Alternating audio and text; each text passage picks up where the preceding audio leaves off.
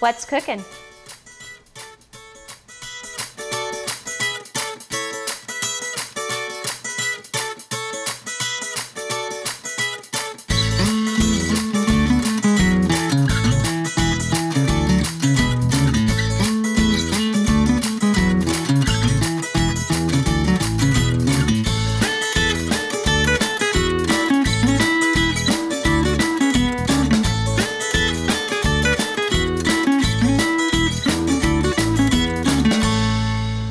Hey guys, welcome back to At the Table.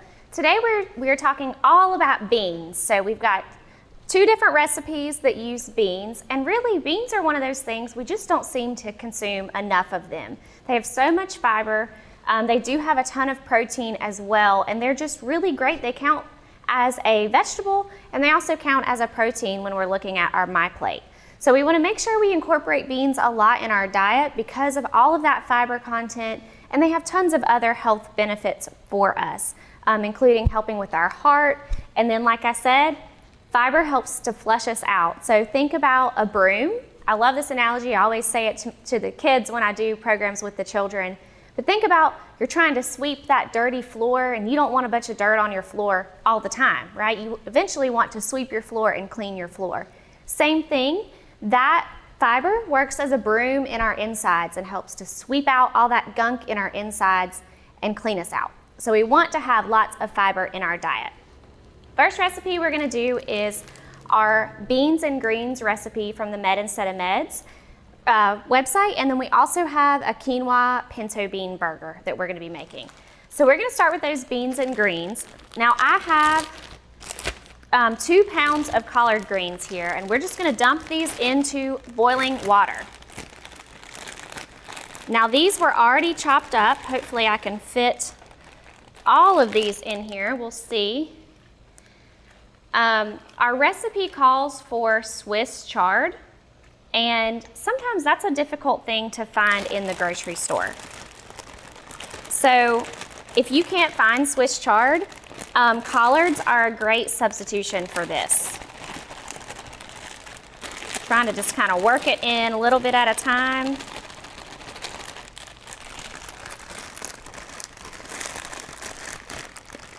All right, let's carefully make a little bit of a mess. But that should be good enough for us. And we're gonna let that boil for about 5 minutes. So it's pretty much like we are blanching these collards, quickly cooking them, and then we are gonna shock them in an ice bath.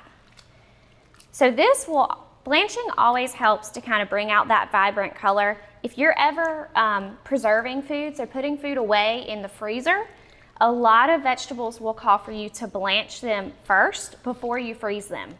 This just helps to clean them really thoroughly, and then also brighten up those vegetables so that they will do better when they are actually frozen.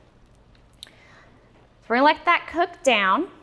Now, as I said, this is a recipe that I got the bag of already shredded collard greens. So this was really great. I didn't have to chop them up.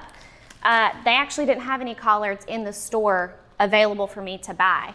I had a coworker who brought some in after I had already went to the grocery store that she had just got. So this is what your collard greens look like if you're not familiar with collards, although they're very popular around here, so you can find them pretty much anywhere.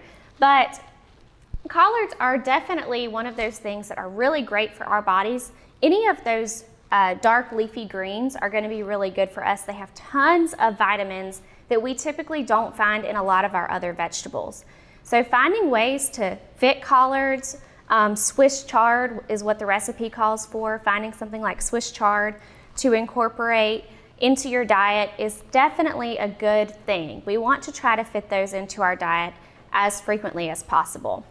Now, when you're working with fresh collards, if you were to make this recipe, you are actually going to tear out that big middle stem.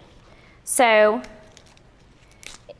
you would just pull the collards down, remove that big giant stem, and then you're gonna chop this up into strips. So this is for those of you who maybe have collards, you have access to collards. You're really gonna take that and then you're just gonna chop it up into nice, pretty strips. And then that is what you will use in your recipe. So same thing for Swiss chard. If you were to find that available, you would just tear out that main stem. This is going to be a little bit more tough to consume, so we don't really want it in our pasta recipe. All right, so we are going to let those collards finish up cooking. We're going to shock them in an ice bath next, so that will help them to completely stop from cooking. It ends the cooking process when you shock them in the ice bath. So we're going to let those finish cooking for just about another minute, shock them in the ice bath, and then we will see you right back in just a second. Introducing the Star Communications app. All the tools you need in one convenient location. You can access Watch TV everywhere. Check local channel lineup. Check your Star email. View and pay your Star bill. Report troubles. Use your Star Security app. Check your home voicemail. Sign up for Crowd Fiber. Check your Wi-Fi speed. The list keeps going and going. Download for free from the App Store or Google Play. All right, we've got our collards completely done. The only thing left is to chop those up. So we'll actually do that in just a second. We're gonna move on to the other steps of our recipe.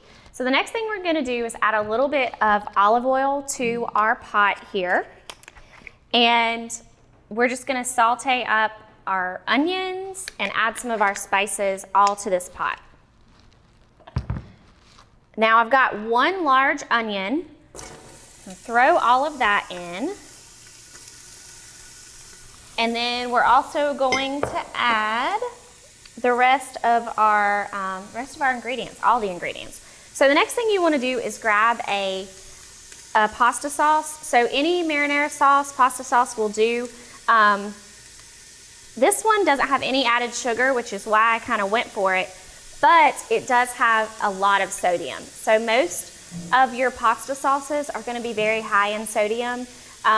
There's only a few that are going to be low in sodium, so you just have to, if that's something that you're trying to watch for your health, maybe you have certain health conditions that you need to be mindful of that, go ahead and just double check the sodium on your pasta sauces before you purchase them.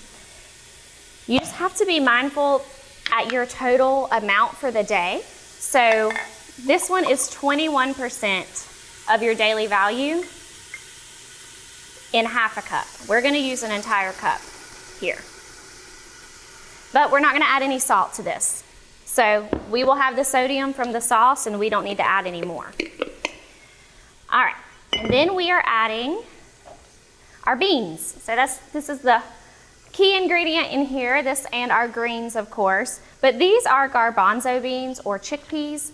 We've just got one can.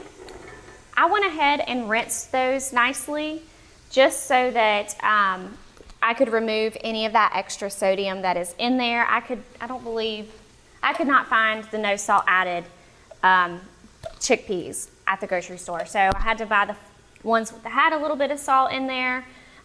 So I just make sure you rinse them really well beforehand, and that will remove about 30 to 40% of the salt from that. And then we need to add our red pepper flakes. Now this recipe calls for 2 teaspoons of red pepper flakes. Personally, it's a little bit too much. Now this is something that you could definitely omit this and then just have it on the table for those who like spicy to add it as they needed it. But we're gonna add just 1 teaspoon here so that it won't be too hot. Might not even do a whole teaspoon. Yeah, we're just gonna do 1 teaspoon. So that way it'll give it a little bit of flavor, a little bit of a kick, but it's not gonna be an overwhelming hotness. And then you can just have this on the counter or the table for people to add as they like. Think about a pizza restaurant. A lot of times your red pepper flakes are gonna be sitting on the counter for people to add that on their pizzas. So I need to grab a spoon over here. But we're gonna stir that, and you're just gonna let that sit for maybe 4 minutes. So not a really, really long time, but just until it is heated through.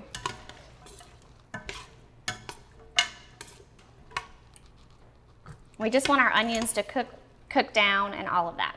So while that's cooking, we're gonna switch over and we're gonna chop up the rest of our greens. Now, you saw that I used the ones in the bag. They did not remove the stem like we would have liked to do if we were using the fresh. So this is gonna have a few stems. They aren't super tough. You know, I can break this apart pretty easily, so that is perfectly okay if you get some stems in there. Just be mindful of that. If you are making this recipe and you decide to go ahead and buy the pre-chopped collards or Swiss chard if you can find it, the stems will be in there. So we are just going to chop these up a little bit further. And I'm just gonna scoot them over and do a little bit at a time because we have a lot of collards here. And another benefit to collards is that they have a lot of calcium.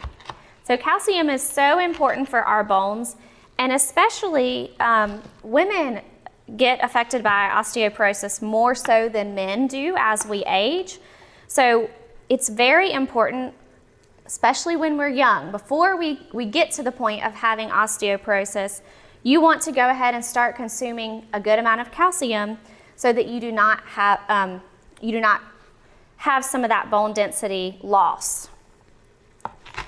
So consuming things that are high in calcium, most of your leafy greens are going to be very high in calcium, but then a lot of our dairy products also have a good amount of calcium as well. So that will all help to support our bone health.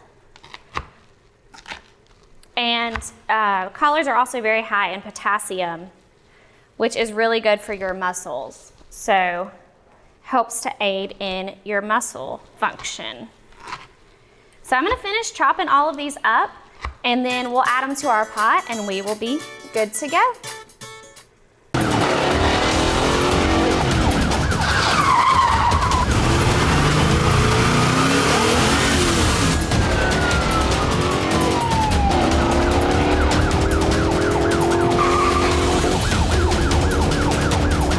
Sweetie, will you turn that down, please? Keep life exciting, even when it's not. Watch TV everywhere from Star Communications.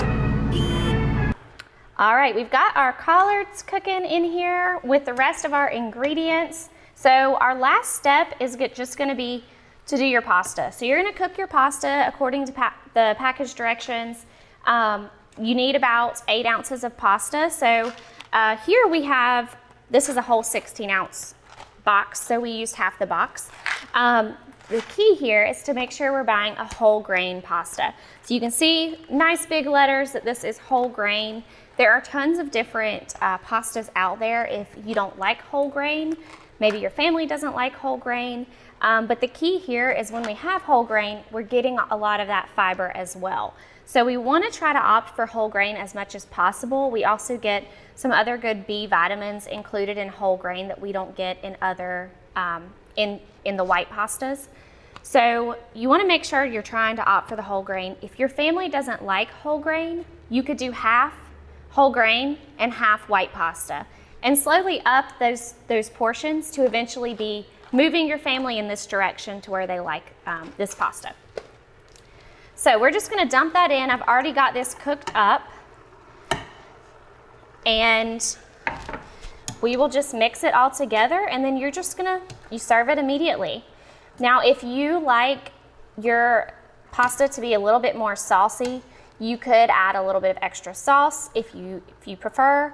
As I said, you have to be mindful of that sodium though. When we are increasing the spaghetti sauce portion, you're gonna be adding more sodium to whatever you're cooking. So this looks really good. And just mix it all together really well. You can see the portion of pasta to greens, right? That's pretty much even, if not a lot more greens to our pasta portion. So that is what we want to move towards, is consuming more of those vegetables, getting more of those over having a pasta dish that is primarily pasta. You want to have lots of vegetables. We'd say half your plate needs to be fruits and vegetables, and then 1/4 grains and 1/4 protein. So we're definitely achieving that half here. All right, so that is all done. That is our beans and greens recipe. I'm gonna turn it off, move it off the burner. We're gonna scoot over here to our next recipe, which is Quinoa Pinto Bean Burgers. Now, I actually have not tried this recipe before, so this is my first time that you guys get to see me do it live in action. But we have a lot of FCS agents throughout the state of North Carolina who've made this one, and they've all told me how good it is. So I was like, well, we have to try it. So this is the primary bean in this is gonna be pinto beans. So we're gonna get started with really just putting all of this into our food processor. So the first thing that you wanna do is drain and rinse your beans really well. And then you're gonna heat them on the stove in some water until they're cooked through for about 5 minutes. They get nice and soft. And then you're gonna drain them again and add half of those to your food processor. So we're just adding half of the beans, not all of them. And then we are, see, do we need any spices? Nope. We're gonna pulse this. So,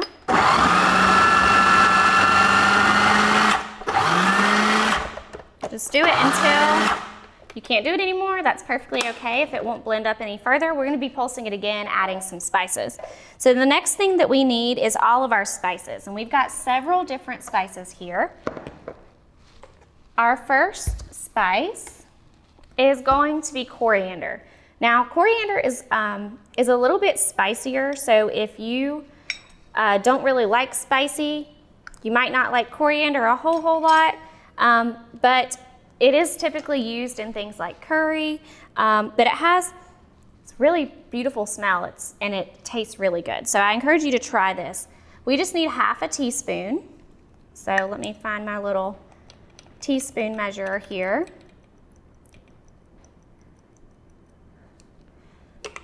And then we are going to add our cumin, and we need a whole teaspoon of cumin. Cumin also has a very strong flavor. It's typically used in chilies. So a lot of times I'll be making something at home with cumin in it, and my husband will come in and say, "Are you making chili?" It's nowhere near chili. Whatever I'm making, it'll just maybe be a meat that I'm cooking in the crock pot, and he'll smell that and think of chili. So it does have it'll remind you of chili when you smell that one.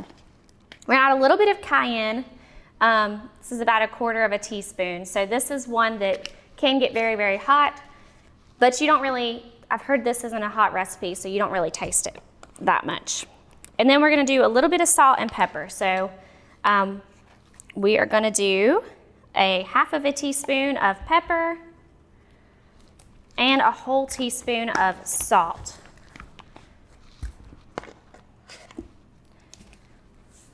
And we're gonna throw the lid back on this thing, grind that back up, and we will see you back in just a second. After completing my contract, I still have to buy out of it?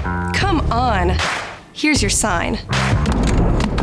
Switch to the sign that's keeping home secure and customers happy all over the area. Security from Star Communications. We pride ourselves on fair pricing and quick, friendly service every time.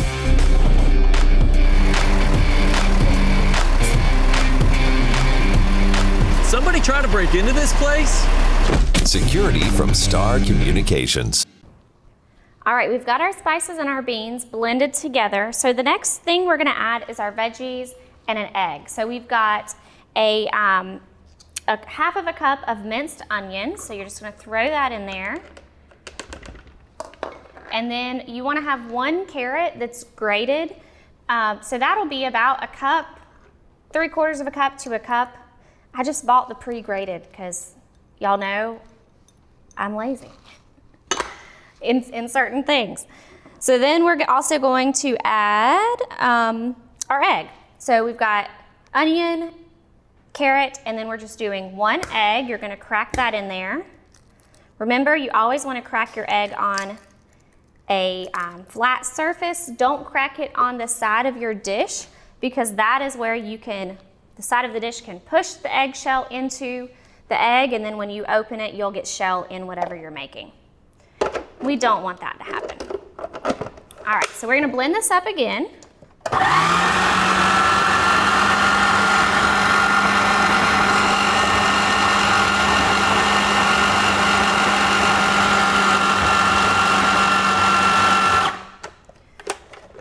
And then our last step, we are fully done blending. You can either do this in a bowl, so remove the whole mixture, or you can just leave it in this. But we're gonna add our quinoa, and we've got a cup of cooked quinoa. If you're not familiar with quinoa, it is a whole grain. It's got kind of a nuttier flavor to it. And I love to add it to things. It's one of those things I don't particularly enjoy it just by itself, like as a replacement for rice. I like it mixed with other things. So if you've tried quinoa but you aren't a huge fan, try it mixed with some different things.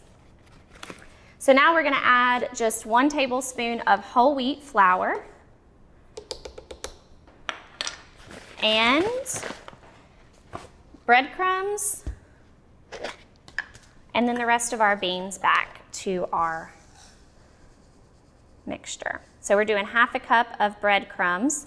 Now ideally you want whole grain breadcrumbs here. I could not find whole grain, but I have been using these Simply Better breadcrumbs. They've only got 3 ingredients. So super simple ingredients list here, but they're not whole grain, so I'm missing out on some really good nutrients. And then your beans. And you're gonna stir that all together until you get a nice consistency. Make those into patties, and then they will look like this. So you'll have your patties fully done, and you get about 8 to 10 patties with that. I got 8. I did probably make them a little bit bigger, so it depends on the size that you're going for. Patty those up. Now that does have to sit in the refrigerator for at least an hour. It can be overnight. So I actually made this batch yesterday to go ahead and throw in the refrigerator, sit overnight, and that way it just helps to give them a better form. And they really do hold up like a burger. So a lot of your plant-based burgers tend to fall apart as you're trying to patty them up. This one has not been like that. It's very, very sturdy. So we're gonna flip over here. I've got a few cooking, and you're just gonna put a little bit of oil in your pan and cook that for about 8 minutes on each side. Or sorry, 8 minutes total, so 3 to 4 minutes on each side. So we're just getting those nice and heated through. There is egg in this, so you have to be we don't have any other raw meats here, but we do have raw egg, so you wanna make sure for this recipe that it reaches an internal temperature of 145. So you can use that digital thermometer. You guys know I'm obsessed with that, to make sure that you are fully cooked. Now, if you are new to beans, so let's say you don't consume a whole lot of beans and then you decide to make all these recipes today, you might have some constipation and you might feel a little full. So a lot of people if you're not used to eating beans and you suddenly add a ton to your diet, you are gonna be feeling pretty bloated and maybe uncomfortable. So a couple tricks to help with that. One thing is to go ahead and you add certain spices to that. So ginger actually helps to aid in digestion. It helps to break that down more easily so that it's not as much on your body to break that down. There's a few other spices out there. I cannot say this one properly. Epazote, which is in the Hispanic section of the grocery store, that can help to aid in digestion. Another thing you can do is just to go ahead and cook those beans really thoroughly. So for this recipe, we actually cook the beans, the canned beans. They're already cooked, but we cooked them again in some warm water and got them to be nice and boiling for about 5 minutes. And that way, it will help to soften the beans, and so it's easier for your body to digest those.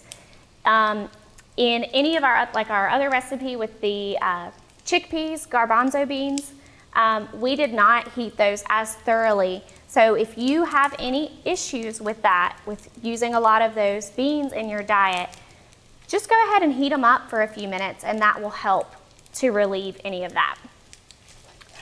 All right, so those are looking nice and brown. Oh yeah.